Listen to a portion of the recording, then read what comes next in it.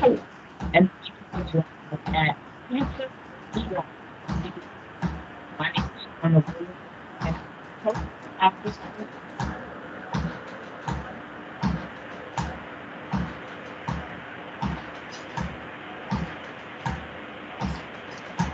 Changes on the way to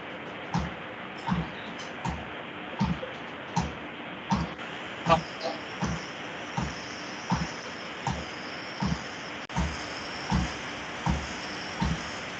I'm sorry, I lost your audio. I cannot hear you. oh, you cannot. Oh, now I can. I don't know what just happened. Okay, well, that's great. So I was just welcoming you onto the platform, giving you the floor, just saying hello and how grateful we are that you've given us some of your time this morning to explain to us some of the challenges that we're facing with cancer today in our society. And I have a list of questions here for you, Dr. Greger. First of all, we do have a very short window of time. I'd like to just jump in and ask you, how did you, what inspired you to get involved in this line of work? Most of the doctors in the medical community are not inspired so much with the nutrition science. How did you become so engaged in this nutrition science? Yeah, it was actually my grandmother. I was just a kid when my grandma was sent home in a wheelchair to die. She had end-stage heart disease. She already had so many bypass surgeries, it basically run out of plumbing at some point. Confined in a wheelchair, crushing chest pain. Her life was over at age 65. Let's heard about this guy, Nathan Pritikin, one of our early lifestyle medicine pioneers. And what happened next is actually detailed in Pritikin's biography. It talks about Frances Greger, my grandmother. They wheeled her in and she walked out. She was given her medical death sentence at age 65, but thanks to a healthy diet, was able to enjoy another 31 years on this planet until age 96 to continue to enjoy her 6 grandkids, including me. So that's why I went into medicine. That's why I practice the type of medicine I practice, lifestyle medicine, why I started nutritionfacts.org, why I wrote the book How Not to Die, why all the proceeds from all my books are all donated to charity.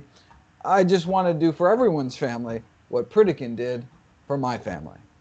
That's a beautiful, beautiful thing. And I'm so glad to hear that she's alive and thriving and well and enjoying her grandchildren. So I'd really like to hold up this book here, How Not to Die, is Dr. Greger's book that he's written. And this will be a part of our book club.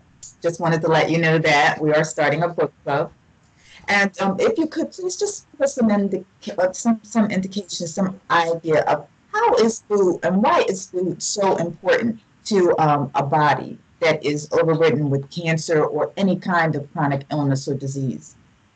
Well, I mean, food is our number one contact with the external world. So, I mean, if you think about it, I mean, our skin, we just have kind of a few square meters. Our lungs, actually, if you open them up, all the little bumps in there, a little alveoli, we can get kind of a tennis court wide. But our gut, if you spread out, is even larger. And so that's what we eat, is how we expose ourselves to the outside world. And we know for many of the common cancers, like breast, colon, lung, prostate, that 80 to 90% are these environmental or lifestyle factors. So the rates of these cancers around the world vary tenfold, even 100-fold. For example, when it comes to something like colon cancer, and it's not just there's some genetic predisposition. When people move from low risk areas to high risk areas, their risk shoots up. So a Japanese man who has very low prostate cancer rates moving to California, started eating and living like a Californian, prostate cancer rates shoots up. But stomach cancer rates, which are very high in Japan, drop because they're no longer eating their salted fermented foods. But of course, what they are eating is lots of things like dairy foods, which increase the risk of prostate cancer. And so that's the good news, is we have tremendous power over our health, destiny, and longevity. The vast majority of premature death and disability is preventable with a plant-based diet and other healthy lifestyle behaviors. So that's very interesting that you mentioned also because according to your cookbook, the How Not to Die cookbook, which I also have right here, is very, very beautiful. Okay. According to this book, all foods are not created equal as far as combating cancer. And I did see a couple of your YouTube videos also where you explain this. So could you explain it for the audience here today?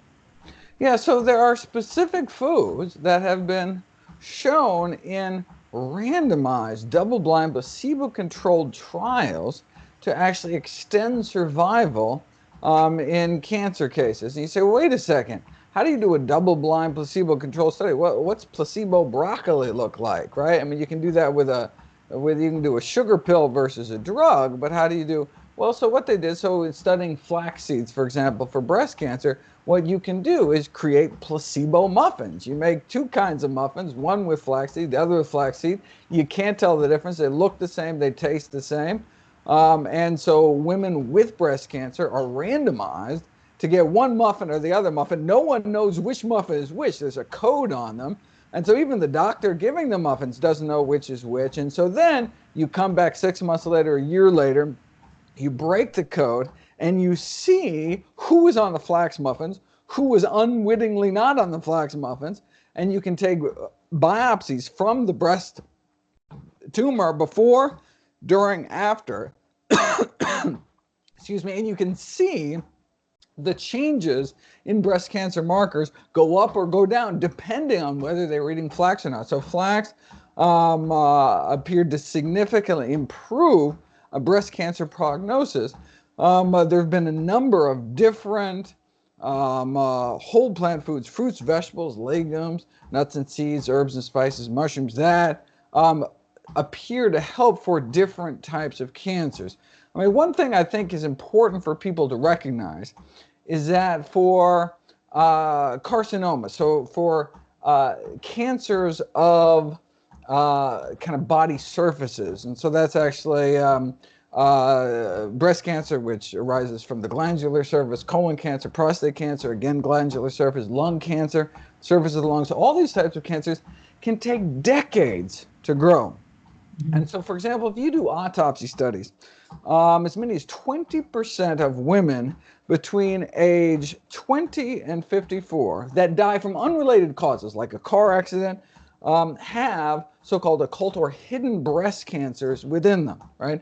And so we have this mindset that, you know, we go our whole lives and all of a sudden we're diagnosed with cancer as if the day before we didn't have cancer and now that we're diagnosed we have cancer. No, you've had cancer for decades. In fact, many breast cancers arise in our teen years, the original mutation that leads to it.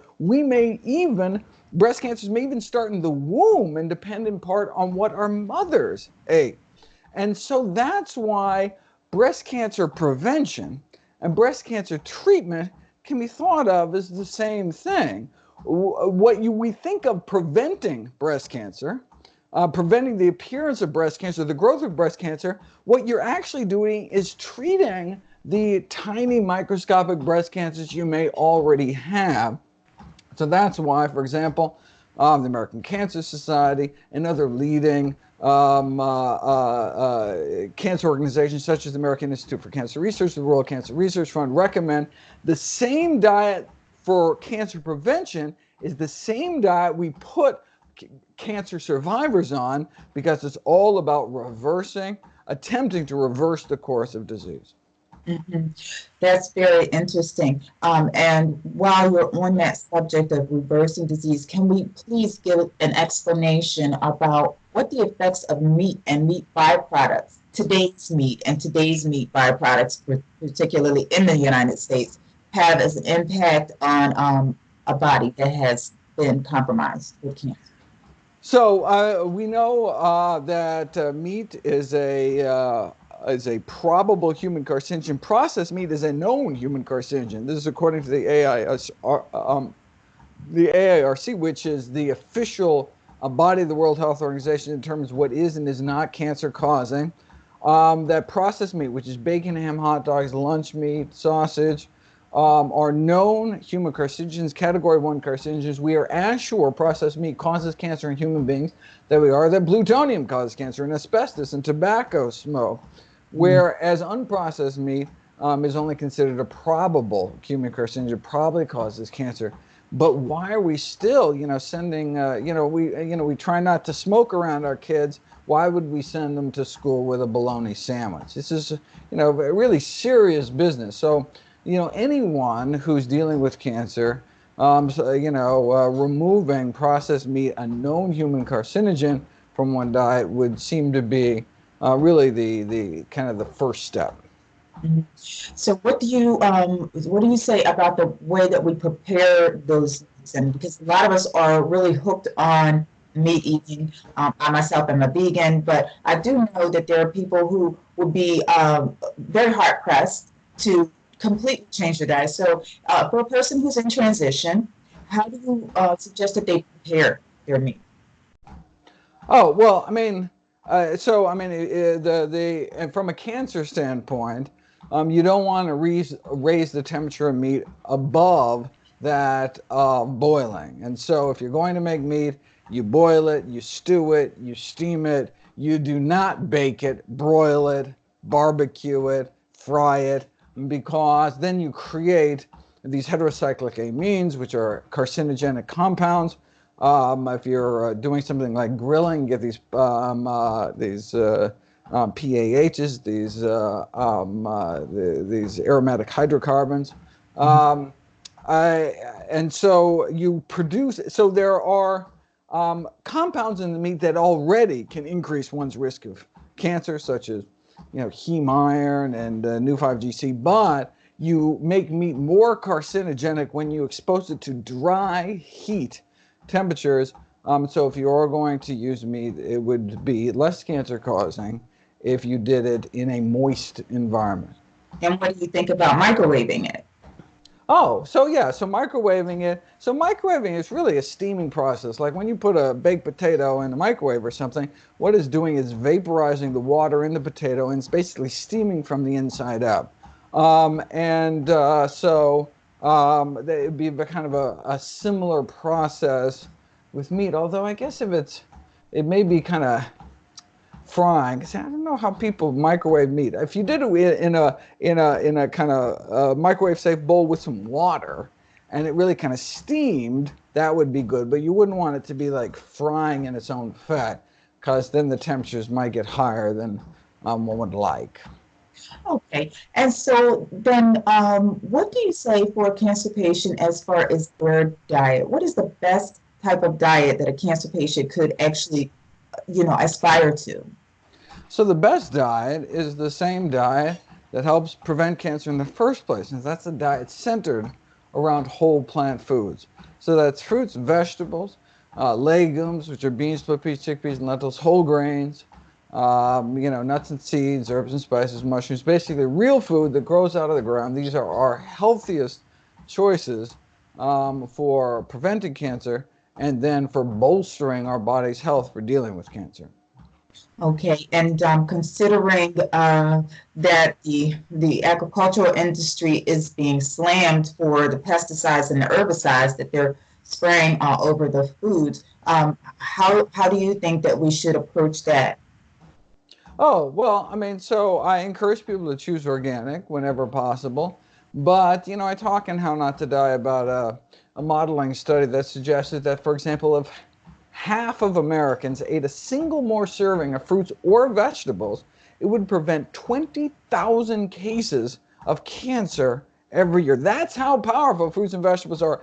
A single serving, fruits or vegetables, half the population, 20,000 cancer cases prevented every year. Now, but they were talking about conventional fruits and vegetables, pesticide-laden fruits and vegetables.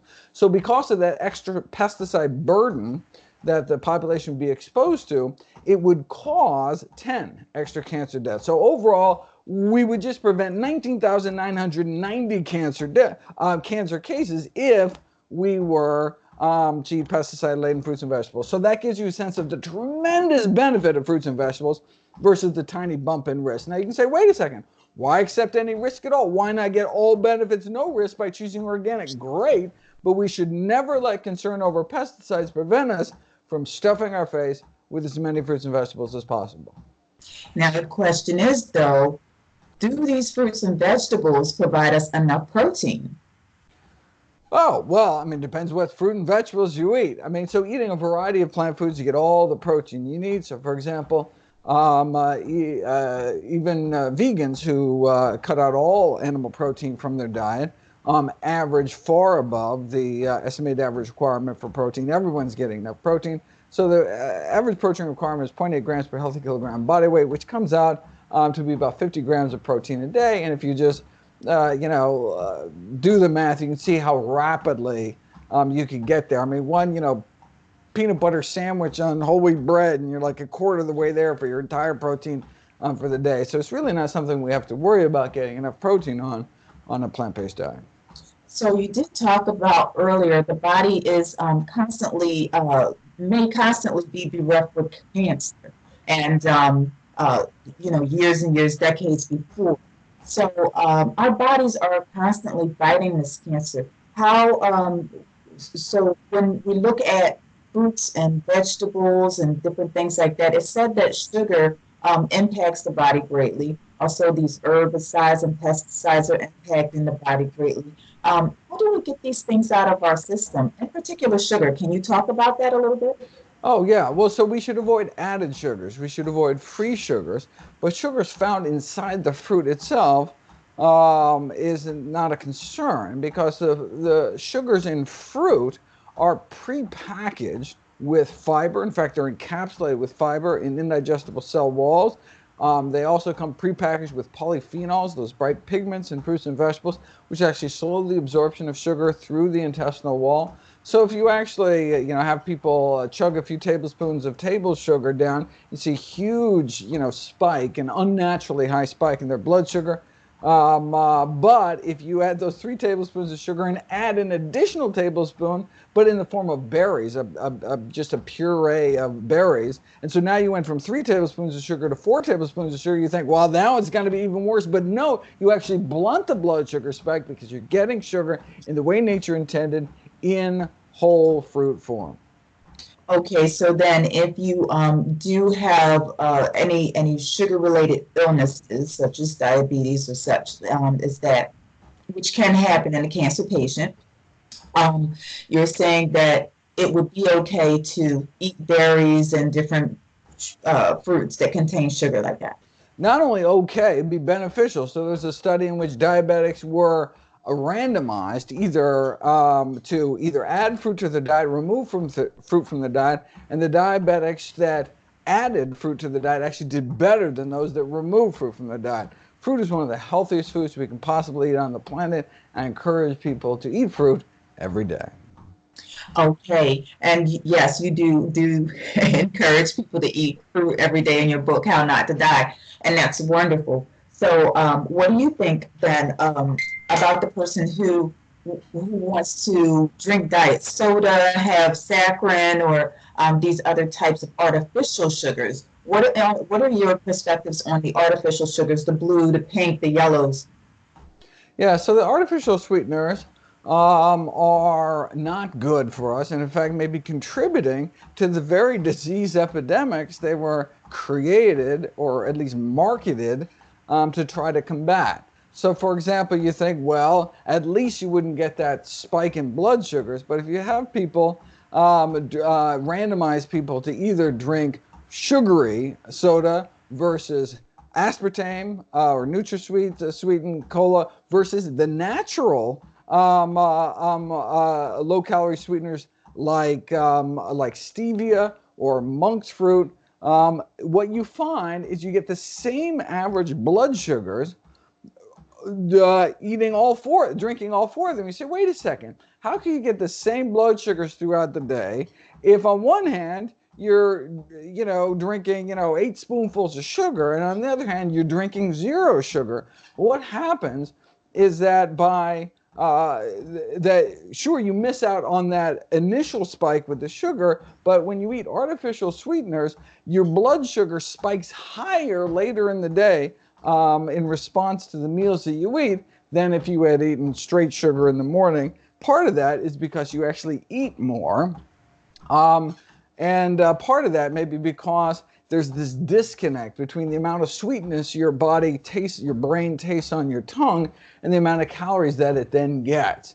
And if it feels like it's been shortchanged, if you drink this sweetness, which makes it seem like you're getting all this sugar, but you're not getting any calories at all, your body may think, oh, well, this much sugar, I thought it meant this many calories, but it meant this many calories, so I have to eat so much more to get the same amount of calories, so it can ramp up your appetite. And that's why people randomized to diet soda, for example, not only don't lose weight, but there was a study where it took women randomized to either switch to water or diet soda, and those that switched to water actually lost more weight, even though technically they have the same calories. That's very interesting. That's very interesting. And while we're on the subject of sugar and addiction to sugar, because this is where we are a lot in this country, could you explain how the gut is connected to the brain and stimulants? Oh, well, yeah, it's really, I mean, just like, when we get, nervous, we get butterflies in our stomach, our brain can affect our stomach. The opposite can happen as well. We now know that our gut, particularly our gut flora, the good bacteria in our gut can impact not only gastrointestinal health, not only bowel health, but also impact our immune system, also impact inflammation, also impact even mental health. And so that's why it's critically important to feed our good gut bacteria. What we feed them are what's called prebiotics, what our good bacteria eat, and that's fiber and resistant starch, basically found concentrated only in whole plant foods, particularly whole grains and legumes. That's Okay, how you keep your good bugs happy. so legumes being like chickpeas, Absolutely. lentils. Chickpeas, hummus, lentils, split peas, beans. One of the healthiest foods out there, certainly the healthiest high protein source. Now there are high proteins, but they're a different type of protein than meat. In particular, could you talk about the iron and the protein content? Yeah, so it's not just about the amount of protein, but the quality of protein. And animal proteins, particularly meat, are high in particular amino acids that stimulate IGF-1, stimulate insulin-like growth factor 1, which is a cancer-promoting growth hormone in the body. So we eat lots of methionine and leucine, which activates another engine of aging, TOR. We get these growth signaling pathways that can increase cancer progression, increase cancer growth. And so that's why eating plant proteins, we don't get those same kind of tumor promoting growth signals that you do because of the different amino acid composition. So that's another reason why plant protein sources are preferred. Okay, thank you so much for that. That's very interesting. And also, could you talk about the industry? The medical community is changing its pathways, changing its mindset to a degree to explore the nutrition sciences more in connection with health and wellness. Could you give us some insight into how you see it changing in the future? Oh, there's a tremendous change. In fact, tomorrow I'm heading to the International Plant-Based Nutrition and Healthcare Conference in Oakland, California, which sold out months ago. Thousands of plant-based practitioners. It's basically been doubling practically every year since it started. And then next month, there's the American College of Lifestyle Medicine Conference. I think there's some of the fastest growing subspecialties is the use of lifestyle approaches like diet and exercise, not only to prevent disease, but to treat, arrest, and reverse it as well. And do you have some of these references on your website, nutritionfacts.org?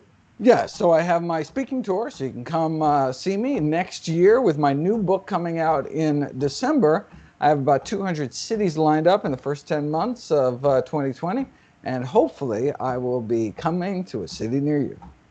That would be wonderful. Also, I just wanted to talk a little bit about your free gift. You have a health kit that you're offering our listeners. Could you talk about that? Yeah, so we have this evidence-based nutrition guide, which basically takes How Not to Die, which is kind of a bit hefty, and really just distills down into some of my key tools. So one is a traffic light system for, at a glance, determining what foods are the healthiest, the green light, yellow light, red light foods, and also my daily dozen, which is a listing of all the healthiest of healthy foods I encourage people to fit into their daily diet. So, for example, berries every day, the healthiest foods, greens every day, the healthiest vegetables, legumes every day, tablespoon of ground flaxseed, quarter teaspoon of turmeric, the best beverages, the best sweeteners, how much exercise to get every day. Really trying to just kind of inspire people to try to be as healthy as possible every day. And it's available as a free app as well on iPhone and Android, Dr. Greger's Daily Dozen. Hope people will check it out and hope it's useful. It will definitely be useful, definitely be useful here. So I so appreciate you exercising while we're doing this interview, just to let people know that it's not only about the food, but it's about the level of intensity that you engage your body. Could you talk a little bit about that before you go? Yeah, probably the most important thing after diet is smoking. So it's critically important for cancer prevention to complete smoking cessation. Also, alcohol is actually a carcinogen, even light drinking. So women who are light drinkers, meaning just a drink or less a day, significantly increase their risk of breast cancer. So we need to decrease alcohol, decrease smoking, and yes, indeed, physical activity is important for longevity across the board, and certainly dealing with any kind of assault on the body, like many contemporary forms of cancer treatment. Mhm. So thank you so much for that. Do you have an app, a stepping or exercise app also available? Oh, I don't. But I mean, so part of the daily dozen is I go through exactly how much exercise people should get, but what they choose to do, whether the moderate intensity or vigorous intensity, I encourage people is whatever they can stick to, whatever's fun, and so whatever activity, it doesn't matter as long as you do it. That's awesome. Yes. And thank you so much for joining us today, Dr. Becker. We will look forward to following you in your excursions that you take to these 200 different locations. It sounds like it's going to be an awful lot of fun. We do hope that you're getting your exercise and good eating in between. So thank you so much, Dr. Greger. We appreciate your time, and we will really, really look forward to tracking you in the future. Absolutely. Keep up the good work yourself. Thank you. Thank you. Bye bye.